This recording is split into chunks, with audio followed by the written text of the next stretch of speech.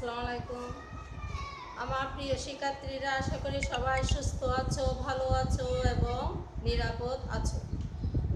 Online ক্লাসে তোমাদেরকে অনেক অনেক স্বাগত। তাইলে আজ নবম এবং দশম শ্রেণীর ভূগোল ও পরিবেশ বিষয়ে পঞ্চম অধ্যায়ের বায়ুমণ্ডল নিয়ে আলোচনা করব। বায়ুমণ্ডল নিয়ে আলোচনা করতে গেলে আগে আমাদের উপর, আমাদের মাথার উপরে কি আছে? একটা ছাদ আছে, অর্থাৎ একটা ঢাকনা আছে। মাথার উপরে আমাদের একটা ছাদ আছে। সেই ছাদের উপরে কি আছে সেটা জানতে হবে। সেই ছাদের নিচে কি আছে সেটা জানতে হবে। এবং যেইটা ছাদটা ঢাকনা দিয়ে গেরা, সেই ঢাকনার ভিতরে কি আছে সেটা আমাদেরকে জানতে হবে। তাইলে আমরা অবশ্য বায়ুমণ্ডল সম্পর্কে পূর্ব ক্লাসে পড়েছি। মহাকাশের যতগুলো আবিষ্কার, সৌরজগতে যতগুলো আবিষ্কার আছে গ্রহটি, অর্থাৎ পৃথিবী নামক গ্রহে, তাহলে ভূপৃষ্ঠ মানে আমরা যেখানে যে পৃথিবীতে বসবাস করছি, যেখানে আলো বাতাস বায়ু দ্বারা ঘেরা, সেই ভূপৃষ্ঠের চারদিকে জীবজগতে প্রাণী প্রয়োজনীয় কিছু উপাদান, বায়ুর উপাদান, সে বিশিষ্ট হচ্ছে আমাদের ভূপৃষ্ঠ। আর এই যে বায়ু উপাদান পানি, পাহাড়, পর্বত, তোমার আকাশ, মেঘ সব কিছুকে ঘিরে সে আমাদের বায়ু, অর্থাৎ যেটাকে আমরা বায়ুমণ্ডল নামে অভিহিত করি। তাহলে আমরা বুঝতে পারলাম আমাদের পৃথিবীতে ভূপৃষ্ঠ থেকে শুরু করে মহাকাশ পর্যন্ত যতগুলো স্তর, অর্থাৎ যেগুলো ঢাকনা দ্বারা আবৃত, তার ভেতরে যা কিছু আছে সেগুলো হচ্ছে আমাদের অর্থাৎ বায়ুমণ্ডল, যা ছাড়া জীবের অস্তিত্ব কখনো সম্ভব নয়। আর সেটা আছে পৃথিবী নামক গ্রহে। তাইলে এই অধ্যায়ে এই অংশে বায়ুমণ্ডলের এই অংশ থেকে আমরা জানব বায়ুমণ্ডলের স্তর বিন্যাস। তাইলে এই অংশ থেকে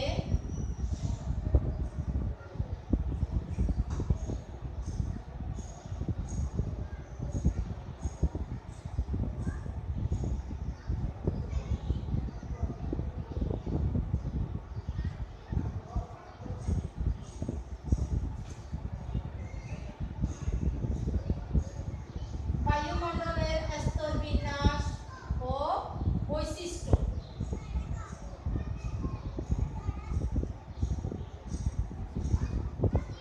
এবং শেষ কিছু গুরুত্ব।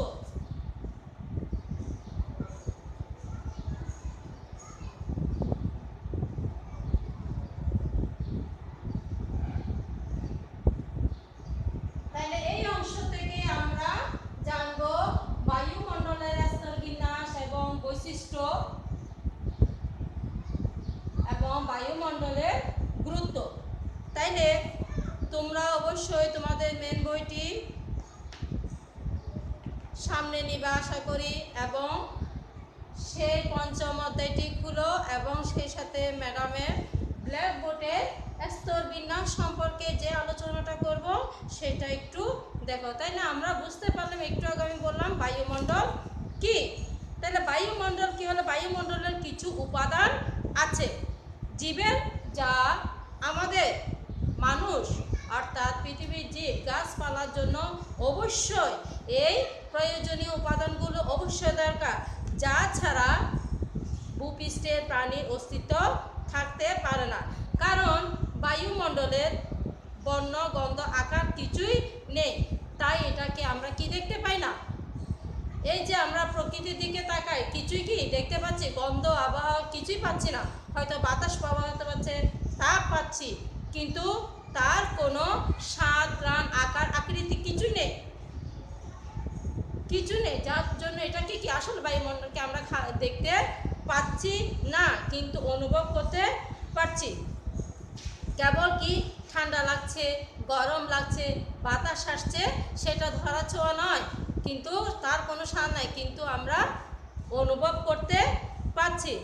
তাই পৃথিবীর জন্য, জীবের অস্তিত্বের জন্য বায়ুমণ্ডল অতি গুরুত্বপূর্ণ একটি। বায়ুমণ্ডলের মধ্যে যে উপাদানগুলো আছে সেগুলো জীবের অস্তিত্ব টিকে থাকার জন্য অবশ্যই গুরুত্বপূর্ণ অবদান। বায়ুমণ্ডল যতই বিশাল হোক না কেন, এর প্রায় 97 ভাগ ভূপৃষ্ঠ, অর্থাৎ ভূপৃষ্ঠ আমরা একটু পরে ব্ল্যাকবোর্ডের দিকে তাকাচ্ছি, অর্থাৎ পৃথিবীর অভ্যন্তরে 97 ভাগ উপাদান, কিন্তু অর্থাৎ ভূপৃষ্ঠের মধ্যেই সীমাবদ্ধ রয়েছে। তাই মানুষ, উদ্ভিদ, জীবজন্তুর উপরে এর প্রভাব অত্যন্ত বেশি। বায়ুমণ্ডলের উপাদানগুলোর মধ্যে আবার কয়েকটি উপাদান আছে, যেগুলো এখানে আমি ওজোন গ্যাসের কথা লিখেছি। গ্যাস, জলীয় বাষ্প, ধূলিকণা, এই উপাদানগুলো বায়ুমণ্ডলের একটি অংশ। অর্থাৎ এই 3টি উপাদান বায়ুমণ্ডলে অবশ্যই আছে, যা nitrogen, oxygen, organ, carbon die oxide, methane এবং ওজোন অর্থাৎ হিলিয়াম, জলীয় বাষ্প, ধূলিকণা, এই উপাদানগুলো হচ্ছে বায়ুমণ্ডলের গুরুত্বপূর্ণ অবদান। তাহলে বায়ুমণ্ডল নানা প্রকার গ্যাস বা বাষ্পের সমন্বয়ে গঠিত, তা আমরা অবশ্যই জেনেছি। তার মধ্যে একটু গুরুত্বপূর্ণ যে উপাদানগুলো সেটি হচ্ছে একটু কি নাইট্রোজেন এবং অক্সিজেন, যা আমরা গ্রহণ করি, উদ্ভিদের থেকে আমরা গ্রহণ করি এবং আমরা যা ত্যাগ করি সেগুলো আবার উদ্ভিদ গ্রহণ করছে। বায়ুমণ্ডলের তাইলে জীব জগতের পরস্পর অক্সিজেন এবং কার্বন ডাই অক্সাইড সম্পূরক, কে গ্রহণ করছে, কে ত্যাগ করছে, আবার কে গ্রহণ করছে।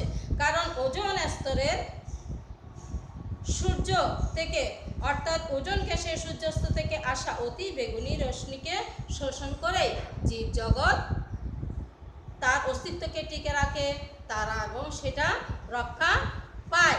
এই গ্যাসগুলো ছাড়া কখনো, অর্থাৎ আবার অতি বেগুনি রশ্মি ছাড়া সূর্যের কখনো জীবজগৎকে রক্ষা করা সম্ভব নয়। তাইলে এখন একটু ব্ল্যাকবোর্ডের দিকে তাকাও। এই বায়ুমণ্ডলে একটু দেখো, তাইলে কয়েকটি স্তরে বায়ুমণ্ডল কয়েকটি ভাগে বিভক্ত। একেবারে আছে দেখো মহাকাশ, একেবারে নিচে আছে কি ভূপৃষ্ঠ, যেখানে জীবের অস্তিত্ব। তাহলে ভূপৃষ্ঠ আমি একটা বলছি ট্রাপোমণ্ডল, স্ট্রাটোমণ্ডল, আয়নমণ্ডল, তাপমণ্ডল এবং এক্সট্রামণ্ডল। সবচেয়ে নিচে আছে কি ভূপৃষ্ঠ, যা পৃথিবীর অভ্যন্তরে, যেখানে আমাদের যেখানে আমরা সব কিছু অনুভব করছি, তাইলে অনুভব করছি ভূপৃষ্ঠ এবং ট্রাপোমণ্ডল ওতপ্রোতভাবে জড়িত। কারণ ট্রাপোমণ্ডল ঠান্ডা অনুভূত, অর্থাৎ মেঘ, পাহাড় পর্বত, যেখানে ৮,৮৮০ কিলোমিটার, ৪৮ কিলোমিটার থেকে আরো মেঘ উপরের দিকে, আর অন্যদিকে এভারেস্ট, অর্থাৎ তোমাদের সেখানে, অর্থাৎ ট্রাপোমণ্ডল অতি ঠান্ডা অনুভূত হয়। এই স্তরটি ভূপৃষ্ঠ থেকে নিরীক্ষে রেখার প্রায় ১৬ থেকে ১৯ কিলোমিটার এবং মরু অঞ্চলে ৮ কিলোমিটার পর্যন্ত এটা বিস্তৃত। কারণ এটা যদি সংযুক্ত না থাকে তাহলে পৃথিবীর জীবের অস্তিত্ব বিলীন হয়ে যাবে, যেখানে আমাদের অবশ্যই সংস্পর্শের দরকার আছে। তাহলে ট্রাপোমণ্ডলের উচ্চতা বৃদ্ধির ফলে বাতাসের কি হয়, গতিবৃদ্ধি বেড়ে যায়। আবার নিচের দিকে আসলে বাতাসে জলীয় বাষ্প থাকে। আবার ধূলিকণার ফলে সমগ্র বায়ুমণ্ডলের ওজন শতকরা প্রায় ৭৫ ভাগ স্তর বহন করে। তাহলে ট্রাপোমণ্ডলের যদি এই বৈশিষ্ট্যগুলো উপরে, কিন্তু পৃথিবীর অভ্যন্তরে জীবের অস্তিত্বের বিকাশ সম্ভব। তাই আবার দেখো একটু উপরে, যেটা ট্রাপোমণ্ডলের একটু উপরে কি আছে, একটু বললে হবে না, সেটা প্রায়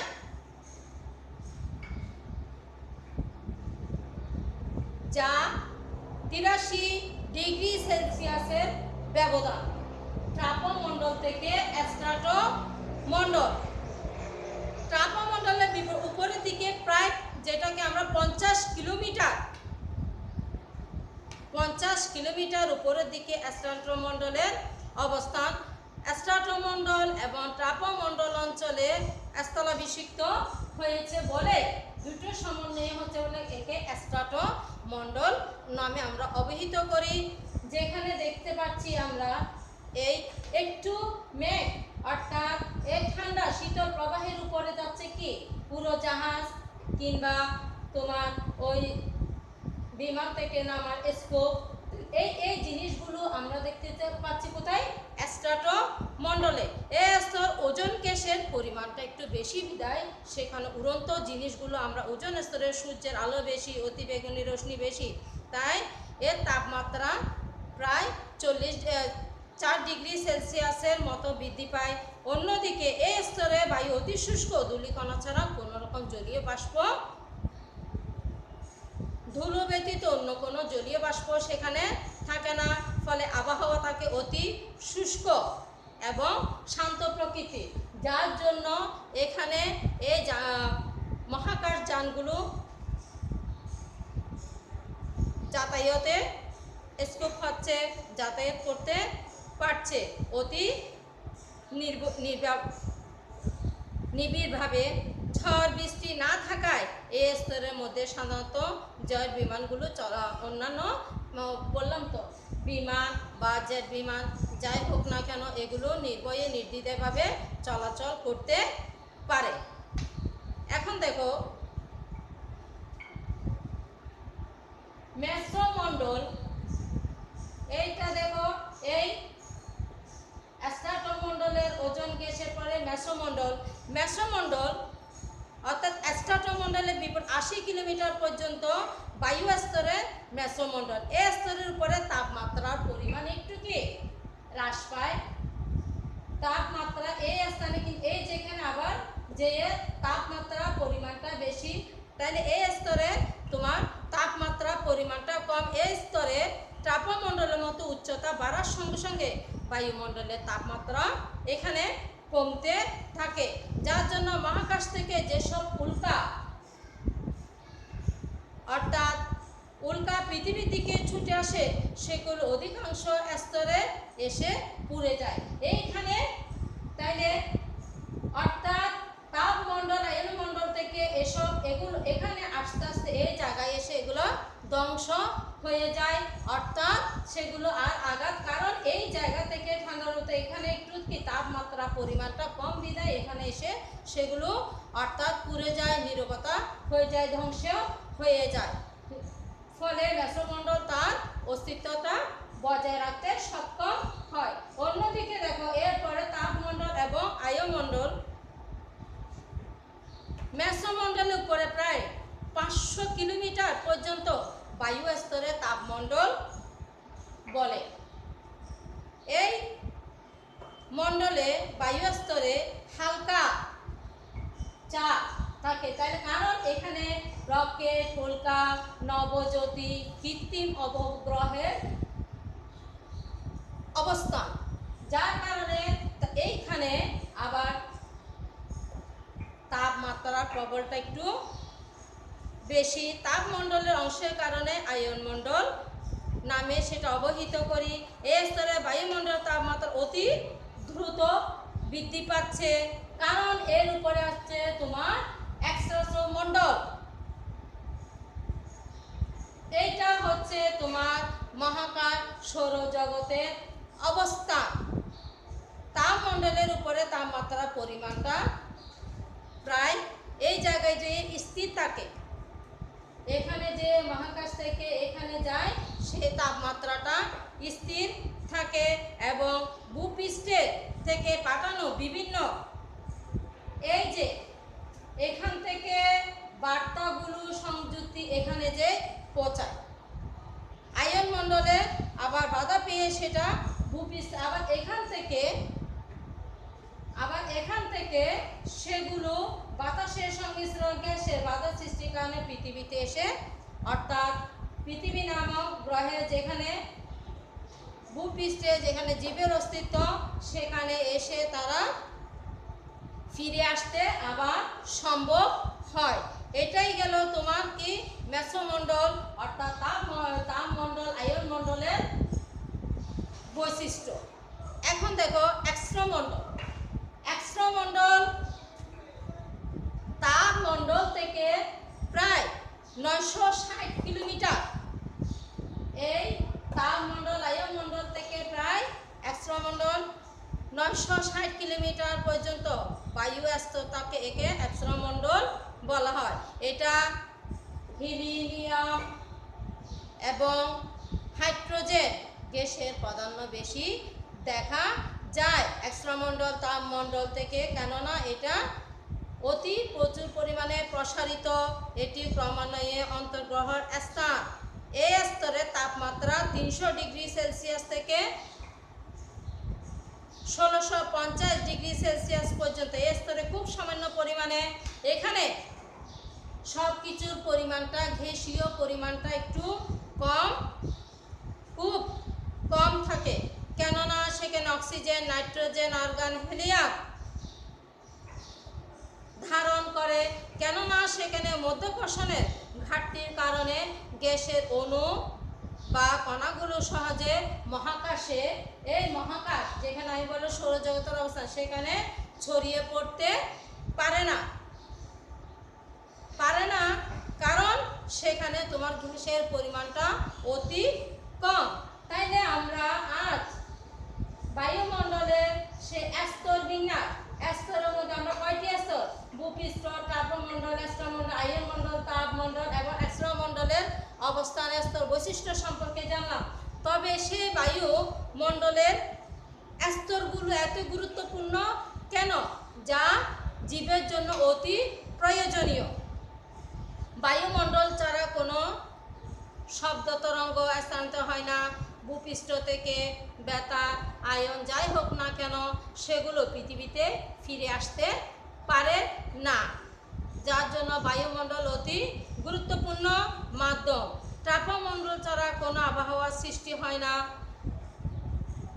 একটা স্তর আরেকটা স্তর, একটা স্তর আরেকটা স্তরের সম্পূরক, একটি আরেকটি ছাড়া কখনো সুসম্পন্ন সম্ভব নয়। তা আবহাওয়ার সৃষ্টি হয় না, বরফ জমা, মেঘ, কুয়াশা, শিশির, তুষার, শিলাবৃষ্টি ইত্যাদি সৃষ্টি হতো না, বা সৃষ্টি হতে পারতো না, বা আমরা বৃষ্টিও পেতাম না।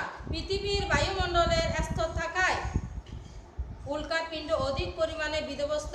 ওজোন স্তর না থাকলে আবার সূর্য থেকে, এই ওজোন স্তরটা না থাকলে আবার এই সূর্য থেকে, এক্সট্রামণ্ডল থেকে সেগুলো এসে বায়ুমণ্ডলে প্রবেশ না করত, প্রাণীকুল বিনষ্ট হয়ে যেত। আমরা শুধু মানুষ না, সব মানুষের অন্যান্য প্রাণীর সাথে, অন্যান্য জীবের অস্তিত্বের সাথে মানুষও হারিয়ে যেত। বায়ুমণ্ডলের স্তর না থাকলে, অর্থাৎ এই এক একটা স্তর, একটু আগেও বলেছি মাথার উপরে আমাদের ঢাকনা, এই ঢাকনা কাজের সাথে মধ্যস্তরের যে কার্য, সেগুলো যদি না থাকতে, তাহলে মধ্যস্তরের মাধ্যমে সেটা কখনো টিকে থাকা সম্ভব হতো না। তদ্রূপভাবে বায়ুমণ্ডলের স্তরসমূহ না থাকলে পৃথিবীতে জীবের অস্তিত্ব থাকতো না, বরং পৃথিবীর উপরে চাঁদের মতো মরুময়, অর্থাৎ চাঁদের ভেতরে যেমন কিছু নাই, তাইলে আমাদের সেই মধ্যস্তরেরও কিছুই থাকতো না। তাহলে এই স্তরগুলো যদি না থাকতো, তাহলে আমাদের বায়ুমণ্ডলে জীবের, মূল কথা হলো জীবের অস্তিত্ব, ভূপৃষ্ঠে কখনো জীবের অস্তিত্ব টিকে থাকতো না। তাহলে এই অংশ থেকে আমরা বায়ুমণ্ডলের স্তর বিন্যাস, বৈশিষ্ট্য এবং বায়ুমণ্ডলের গুরুত্ব সম্পর্কে জানলাম। তাইলে তোমাদেরকে আমি কিছু পড়া দিচ্ছি, এগুলো তোমরা পরীক্ষার জন্য পড়বা। সামনে যেহেতু তোমাদের অ্যানুয়াল এক্সাম, অবশ্য আশা করি সবাই একটু না ভালো করে পড়বা। সামনে অবশ্যই অ্যানুয়াল এক্সাম খুব গুরুত্বপূর্ণ।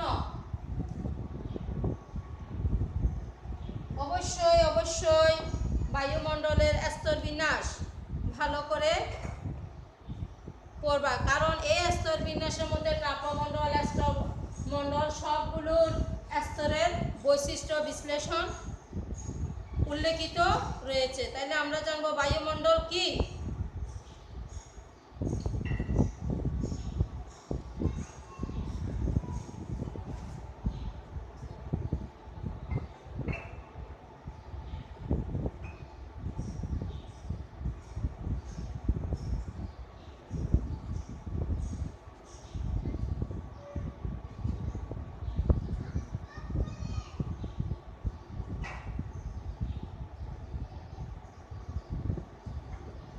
বায়ুমণ্ডলের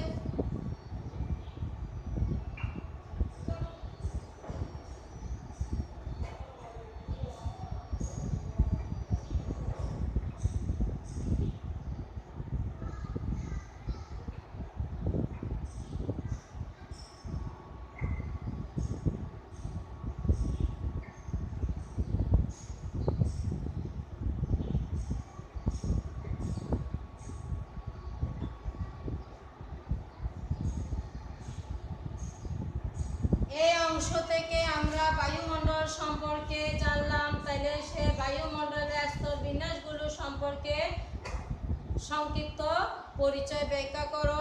এই দুটো প্রশ্ন বাসায় পড়বা। মেন বইটি অবশ্যই সবাই খুব ভালো করে পড়বা। তাহলে আজকের মতো এখানে শেষ।